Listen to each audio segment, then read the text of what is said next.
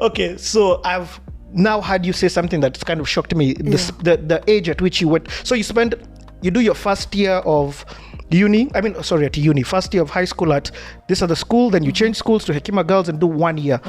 Are you telling me now after that 1 year is when you transition to the States? Yeah. Okay, let's talk about that transition and how did it come to be? What happened? Why? So actually, it's actually a great story because I remember it was. You remember when they had the bombings in Kenya in 1998? USAID, Yes. 1998. Actually, my dad worked for USAID at that point, but he was not in that.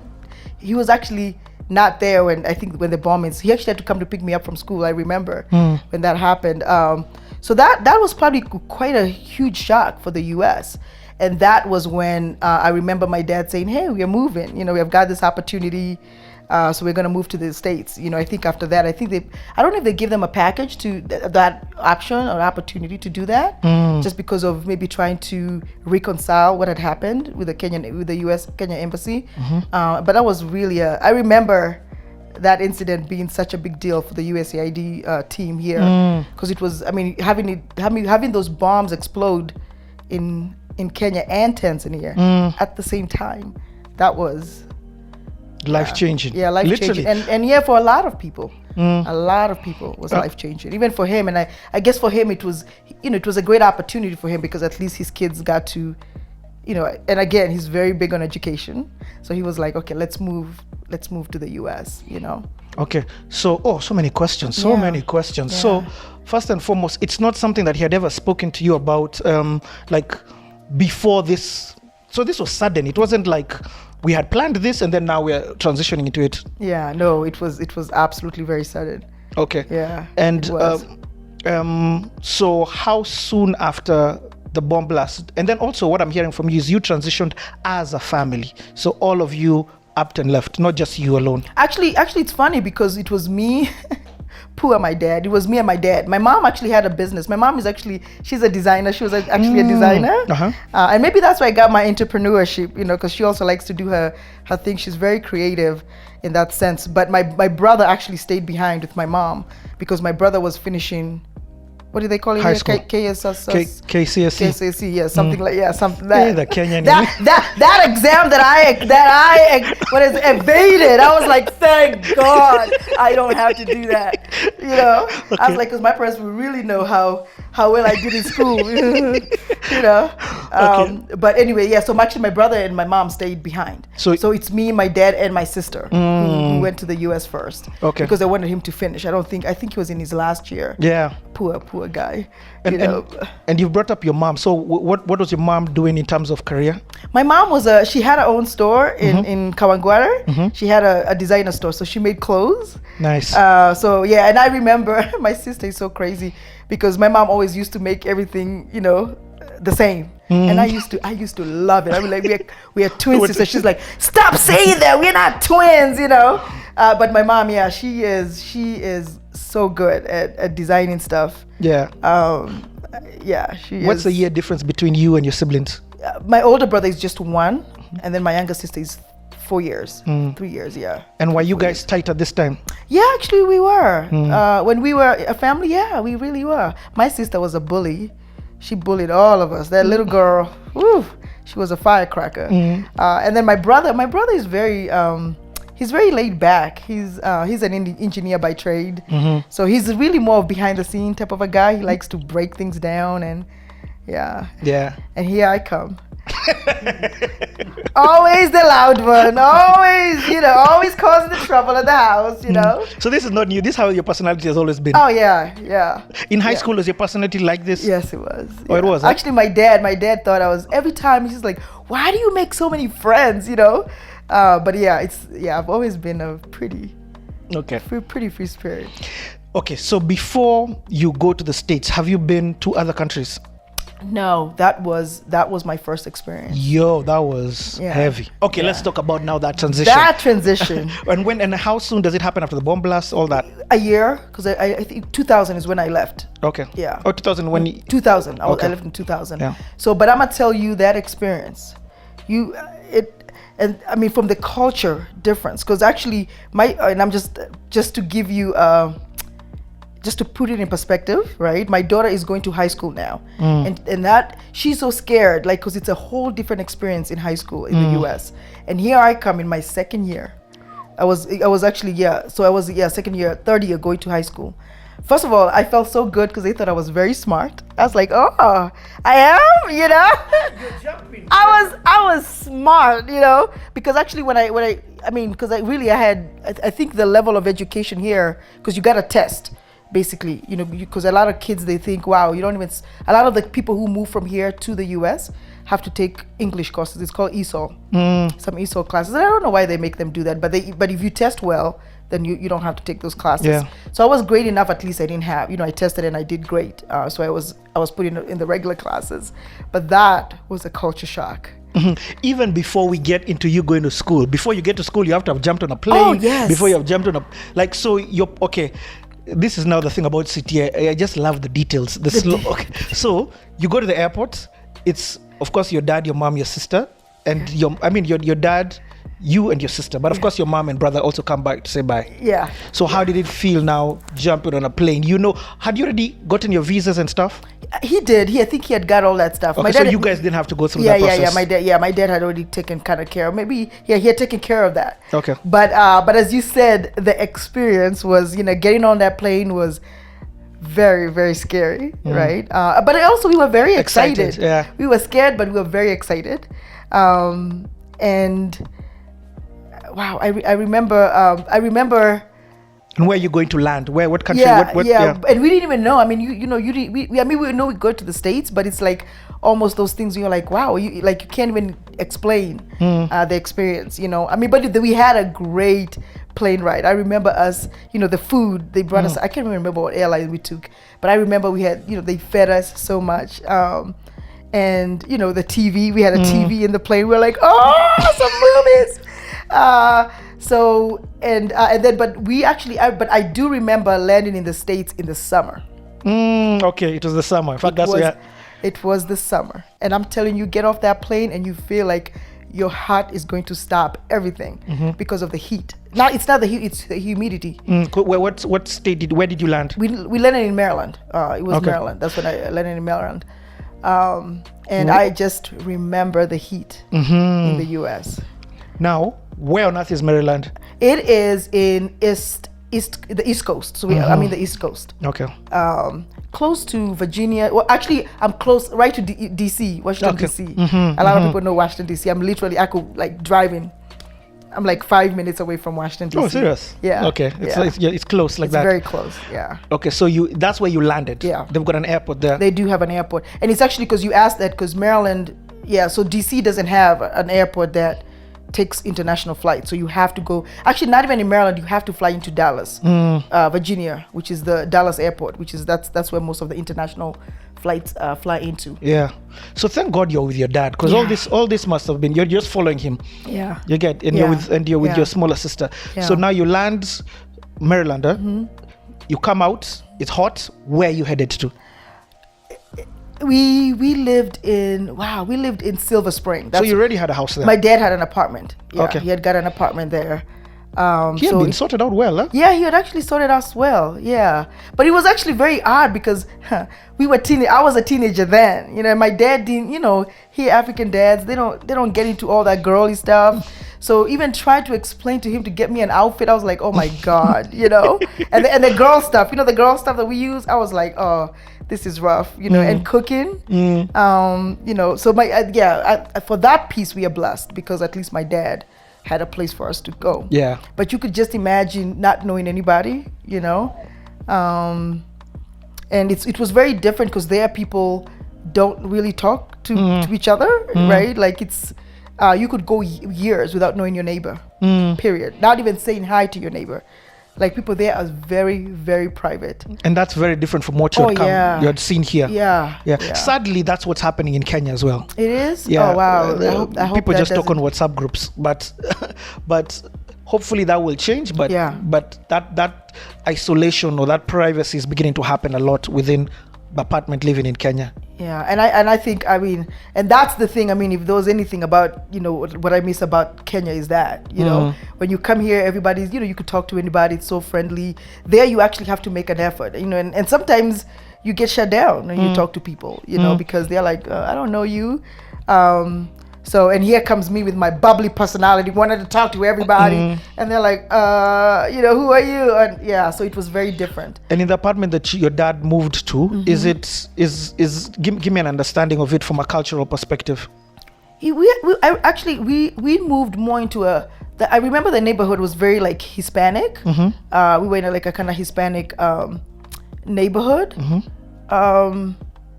Just hold on. Excuse me. So, tell me a little bit about the cultural neighborhood the neighborhood that you moved to. Yeah, the neighborhood that I moved to was pretty quiet, you know. Again, growing up here, where, you know, I mean, you're around a lot of people, but again, it was an apartment, so it was really great that at least you could see people in the hallway and stuff. And from a cultural perspective, what does that look like? From a cultural perspective, it was very different in terms of even the people, right? You come in and people look different from you. People speak different. I mean, it's English, but I mean, it's different. It's different. Even your English, I'm sure, was yeah, the full Kenyan accent. They had full Kenyan accent, you know. So you adapt to so people could understand you. But I still have an accent. They actually consider me. Yep. So everybody, you know, you go there and there's this whole thing about accents. Like, where are you from? That's the first question I get every single time. Till today. Yeah, till today. Or they can tell when the Kenyan kicks in. Yeah, when the Kenyan kicks in, and which is funny because actually in the United States you go down south, they have a lot of accents there. You know, so accents in the U.S. is not a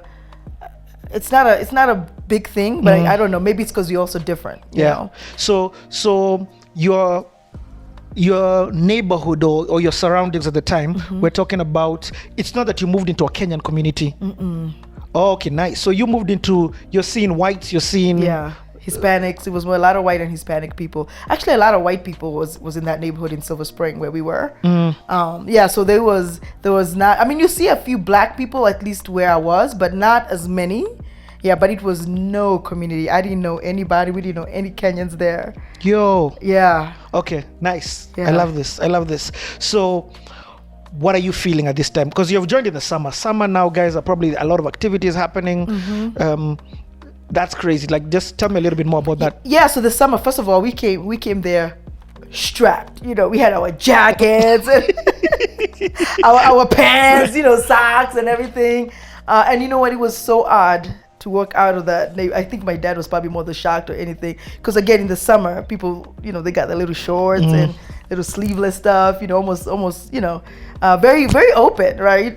So that was a shock. That was a big culture shock for me. Because I was like, wow, really? They dress like that, you know? But I mean, you had no choice because it was really, really hot. Yep. It was really hot. So we had to adapt. And that's what I'm saying, trying to tell my dad that, like, oh my God, we have got to get other clothes, you know? Like, we have to go to the store and get clothes. But it's the same thing running. I don't think we had a car when we were there.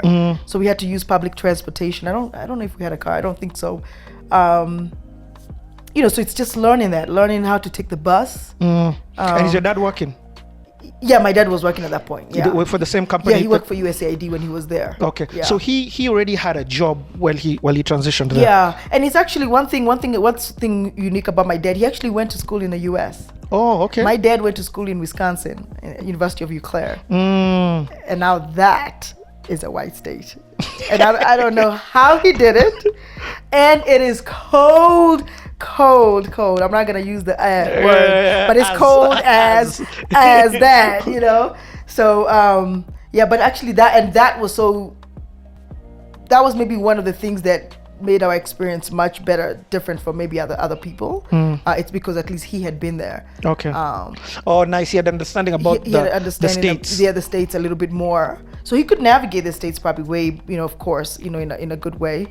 But it was different because now he had his two girls there. You know, when he came there, he was all by himself. Yep. So all he had to do is really worry about himself. Now he's got these two girls. Now he got two girls. So you guys are the ones who are, I mean, there's no helper here. There's no mom here. Yeah. So you guys are the ones who are cooking. Yeah. You guys, I mean, there's a washing machine, I'm sure, which was got, but you took over your mom's role. Yeah. And you have to grow, and you almost, you feel you in the US, you have to grow up fast. Okay. Because you have to be, I think it just you have to be independent. You know, because even like when you go to school, like your parents are not allowed to just come in there and like, you know, walk you around and kind of orient you on the stuff. Like it's like here, like bye. you read your schedule, and that was the thing, right? And people didn't even know, wow, she's not even from here, you know. So because I just come. You know, so here they are, they're just giving you, you know, a piece of paper. They're like, okay, here are your classes. I'm like, okay, you know, like even, you know, you don't know what direction to do. And the school was humongous. And from a schooling perspective, you take the schooling system in the States, I'm sure, works differently from here, where you go to school, which is the one near you for the high school. Correct. Is that what happened? Yeah. Okay, walk us now through the joining school. Yeah, so joining school there. So with the US, you have to go. It's by zip code. So wherever your little, they're called boundary schools. So wherever you're living, that's the school you're going to be assigned to automatically. And the process is, of course, you enroll. You have to show that you are a resident of that neighborhood, right? So you took your paperwork to school. So who was doing this for you? Your dad? My dad, yeah. Okay. And we were with him. Okay. And so you go there, you do the paperwork, you show your residence, and then you start school. Okay. And it's you and your sister. Yeah. Okay. Yeah, me and my sister. So you start school, first day. What's the school like? Apart from huge. Huge. And there, I mean, you talk about, because you know here we are taught not to talk back to teachers. I was shocked because there people, the class, people are like all over the place. Don't listen to the teacher. Like I'm literally, the teacher will be standing there and the kids have no, I think the word is more respect. Yeah, respect. The respect, you know. It's very, very, very distracting in the class. People are doing their own thing. They're on their phone. They're just chit-chatting. Some of them are sleeping in the class, you know, just talking back to the teacher, right? And here we are taught, like, no, unless you ask a question, that's when you answer. So here I was like the little perfect little angel girl, because I was like, I can't even believe these people are doing this, you know. And what year is this, by the way? This was 2000. Okay, was, 2000. 2000. So that was 11th grade when I went to 11th grade. Yeah. And 11th grade would be high school. Form 3, Form 4? Form 3. Yeah. Okay. Yeah. So there you at Form 3, Form 4, you're pretty independent, you know. But for me, that independence was different because I had just got to the States. Yep. Yeah. And I remember one of my teachers could never even say my last name for 2 years. That teacher called, and then for 2 years she always thought I was from Ethiopia. As many times that I told her no, I'm from Kenya. Yep. 2 years, she always referenced me as Ethiopian. You know, that's crazy. Which was yeah, and that was it. Like even, I'm glad my dad actually gave me the name Joyce, so that was much easier. Yep. You find a lot of people, if your name is complex, like Weru, nobody could ever pronounce that name. You know, and the crazy thing, so I went to UK. For my whole life, nobody could say Njao. I'm like, say it without the N. Jao. You get Njao, meow. Yeah. So Weru it's 3 words. And 4 words. And I'm telling you, that is actually what throws people off. They are waiting for something else to finish my name, like W. I was like, nah, that's it. They're like, are you sure? I was like, yeah, I'm sure. It's WERU, you know, and it's become a habit for me now, where actually I spell my name. I don't say my name. What? So introduce yourself. Yeah, I'll say Joyce, and then I'll say Weru, but I'll say WERU. You know, because you know, and then again, people will expect to be like, that's it. They call me Weru. Where are you? They actually say where are you sometimes. That's why they were calling me. Where are you? I'm like, are you serious? How do you just make that name up like that? But that's how they did it. Where are you? Yep. You know. So I was like. And school-wise, what do you have? Do you have Hispanics again? I mean, of course, because do you have blacks there? Yeah, we had. What's the ratio like? But it was still more of a white school. I went to Blair High School, and Blair High School, it was actually predominantly white. Yeah. White. Yeah, they had a few black students, but it was predominantly white. Hispanics, not even that much. The Hispanic was pretty small, but they did have Ethiopians there. Actually, they had. I remember we had a couple of Ethiopian families there, so that was really good because at least I felt like, wow, okay, I could resonate with some of the people who were there. So how was it making friends? Did you make friends? Did you get through? Were you bullied? I think they could tell you were different, and you had to be really low key. Probably not bullied, but you had to be intentional about making friends. Almost like you have to be a show off. I'd say you had to be a show off in order for you to make friends. And that's what I was trying to figure out. Like, how do you do that? Because literally you would end up in a table all by yourself. Nobody wants to eat with you. So that was the hard part about it. Okay. Is trying to almost transform yourself to like, okay, how do I navigate through this? And in Kenya, with your personality, it was so easy to make friends. Oh yeah, it was like easy. I'm like, what's going on over here? Like, who are these people? Like, can't you see me? Yeah, but. So did you eventually find a friend or somebody who now you connected with? Yeah, I did actually. I had I had a couple of girlfriends that we had really good connections, and even some guys. Eventually after a couple of months, I was able to do very well. And it's so funny. I think it was hard for me because when I went to the States, I only had to do English and math because basically I had passed all my other classes. Which was amazing. I'm so happy to hear you say that. Yeah. I left Kenya, class 8, and I went to UK. They moved me 2 classes up, and I wasn't the sharpest tool in Kenya. You get? Yeah. But it made me understand just how ahead our cramming system was. Yeah. You get? So they made you literally just do. That's it. I was a teacher aide for my entire 11th and 12th year. Because in the US you have to take 11th grade math, 11th grade English. Yeah. And then literally everything else you had passed. Everything else I didn't have to do. I didn't have to take the sciences. I didn't have to do none of that. What? Yeah. Just because of Form 1 and Form 2? Yeah. That's how ahead you are. Yeah. That's really cool to know. It is. It's amazing. So people thought, oh, look at her. She's so smart, So there I was like the smart girl, I was like, I don't know.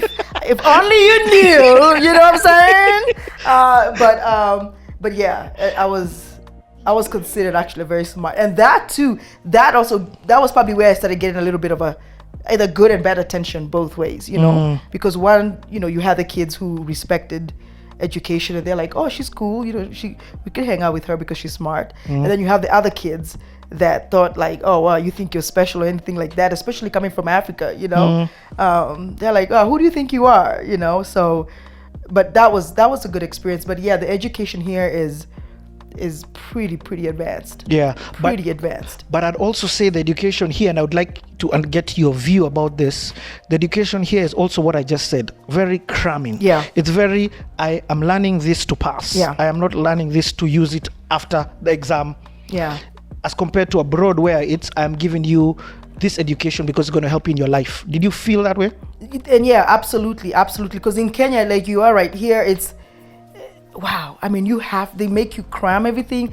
It's like they don't like, that's what I talked about in the beginning. They don't even teach you the process of learning. There's no process of learning here, right? It's true. It's just more of, here's a book, get it or you don't get it. That's it. Like but there you're given an opportunity to interact with education, and that's where you see it's an experience, right? It's more of, learning to be more, maybe to be more structured a little bit, like rather than here, where it's like it's just like rigid.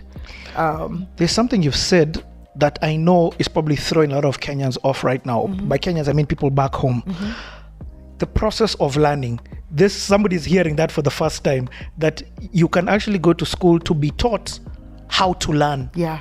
And that's the biggest difference. Yeah. That's crazy. Yeah. And I see that, and that's where the disconnection between me and my kids are. And you have to powerful. you have to be very humble on that, because you will drive your kids crazy trying to adapt to how we were learned. So I have to rewire myself completely and relearn and learn and relearn. I mean, literally, like they take their time. They want to understand, okay, how did you get to that? Don't just give me the answer. Don't just give me the answer, like, and it's like, yeah, you have to think through something, rather than hear like, oh my, what do you mean you don't get it? It's just like, 1 + 1, even like timetables. You know how we are taught here, you got to cram the timetables. It's true. Right? They're given. In fact, it was at the back of our maths books. Oh yeah, my dad whooped our behind trying to learn them timetables, but there's not that much pressure. And it's like there's a system to it, the way they learn, the way they do the timetables, and I've watched my 2 kids go to school, and I'm like, wow. Okay. It's amazing. So I love what you just said there about you've had to change your mind frame, which is unlearn, relearn. Yeah. You get. Yeah. Okay. So your story is very not unique. I mean, it's unique in terms of the first kind of conversation I've had like this. It's unique from my experience, and I'm loving it, hearing it even from a woman's perspective. So now you're going home, and you're being this independent. I want to understand, like, when you would go home, are you getting a job at high school? Are you working after school? Are you going home and you still have to sort of do the roles of the things that your mom would do? Like, your mom's not there. Are you getting homesick? Explain to me what's happening in your mind at this time. Yeah, it was tough, because you do have to learn to do everything for yourself. Like, take the bus, like you said, we learned how to cook. Yeah, I did get a job. I worked at a restaurant. In high school? In high school. Okay. Actually, first of all, I remember working at a nursing home. Again, because they're, So tell me about this, your job. Yeah, my job. So I was actually working at a nursing home. And then in the US also there are limits when you're that age, you can't work like all day. Right, so you're only supposed to, like, if you're between, I think, 16 or 18, like maybe 4 hours a day. So think about it, like, and I don't think, like I said, I can't remember if we had a car, because I remember I had to take the bus to go get, to work. Yeah. But also you have to get home in time before it gets dark. Yeah. And you still have to do your homework. That was something. I did sports. I like to run track. Yeah. So we did that. So you can imagine at that age, doing all of that, it really did teach you to grow up. And I love this conversation. So, because there's something you just brought up that I'd never really sort of thought of it from a home Kenya, being in Kenya perspective, which is working. And the thing is, because of what time school ends, so you hardly hear of people in high school in Kenya working. Yeah. They're either in boarding school, Yep. or even the ones in day school. By the time they get home, they have a bunch of homework. They don't even have the time to have a job. Yeah. What made you get the job in States, or is it just the normal thing to do? It's the normal thing, but I think you are right. I think because school ends pretty early, and About what time? like 2 by 2. Yo. Yeah, 2 o'clock, 2-3. We're done with school. For real? Yeah, actually, that was I forgot to talk about. That was a shocker, like literally, and like for me, I could actually. It was a choice to be in school all day. Because of the track. And maybe just helping out the teachers or help the teachers. But because I only had the 2 classes, that's all I literally needed to do, and then I could go home. Oh. So I could really go to school just in the morning, and I'm done for the day. Okay. Yeah. So, but it's actually, now that you're talking about it, it's actually, wow. It's actually funny because you get to do all of that at that age, right? You go to school, you have a job. And then a lot of the times you'll do sports. So you'll go to, you leave school, maybe you might have sports practice. That's like an hour. So you'll do that. And then you'll go home, you'll have your snack, get on the bus, and then go to work for like maybe again 3 hours, not too long. Yeah. I've not heard you say homework. Because I don't think they give you that much homework. Every American is gonna be like, "What do you mean?" No, and maybe because again for me, actually no, you don't get that much homework. Yeah, you don't. Once you finish school, you're kind of done. I mean, you study for the like if you have exams and stuff. But you don't have assignments that you have to hand in the next day that were due after school ended. Yeah. So if you do your work in school, then you a lot of the time you'll be fine. You know, because even within school, that you take a couple of breaks, right? So so it's not continuous. You're in class all day every time. They have breaks, like they have in between breaks where and it's very fun. Even when classes start, they don't just start. You don't just go to class and okay, let's start. You actually have like a 15-minute time, like your downtime where you could. So if you didn't get your homework done, you got the first 15 minutes to get it done in class. Oh man. So I think that's maybe where the balance comes in. He said you're not talking about homework at all. Because just a few minutes ago you were telling me about this Catholic school that you are in that is so strict. This is night and day from that. Night and day. Yeah. Okay. It was absolutely night and day when it comes to the experience. I've just got one or two questions more about this high school period, just because you are in transition now. Your whole life is in transition. Again, I can only reference what I know. I remember I used to be dissed about my accent because I'd be saying it's so cold. I'm like, I don't say cold, I say cold. But what I found out is that I did have an African accent, even though at home I didn't think I had an accent. So were people struggling to understand you, or were they intrigued by your vocabulary? Saying words like manze. So actually it's funny that you say that. Let me tell you, my first paper I wrote, the teacher redlined the entire damn paper because she said, what is this? Because actually there they abbreviate a lot of stuff, like it's and here I was with my little nice handwriting writing everything out, but it is, and it's a British system. But it is what it is. It is what it is, and the British system is, some of the words were totally different from how you would communicate with people, right?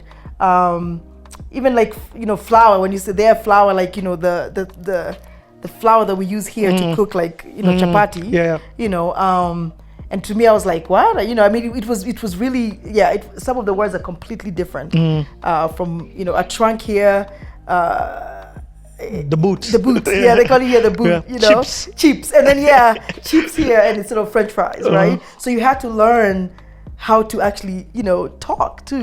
Not really talk, but, use their language. Okay. So it took the teachers a long time to be like, that's not how we write, but also they were very intrigued because they said, wow, nobody writes that proper.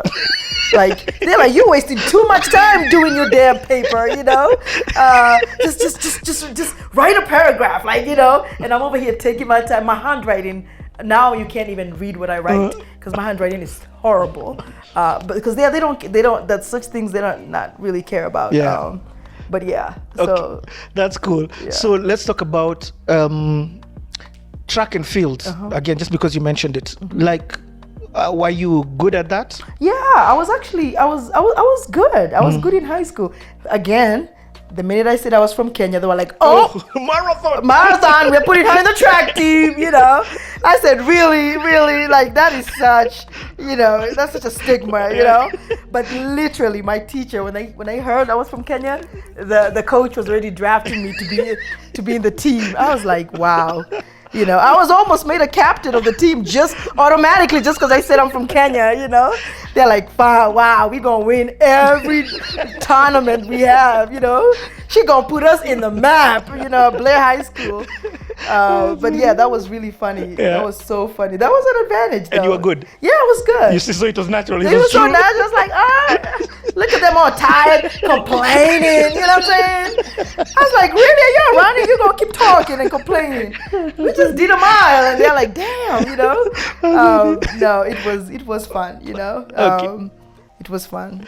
So, work now. Let's go to this first job, because now that's, first of all, you're making some money, but now you're interacting with a whole other, you're a bit sheltered in your area, but now it's like your boundaries are being expanded. So how was work? And also that's you're under a boss now. Yeah. It was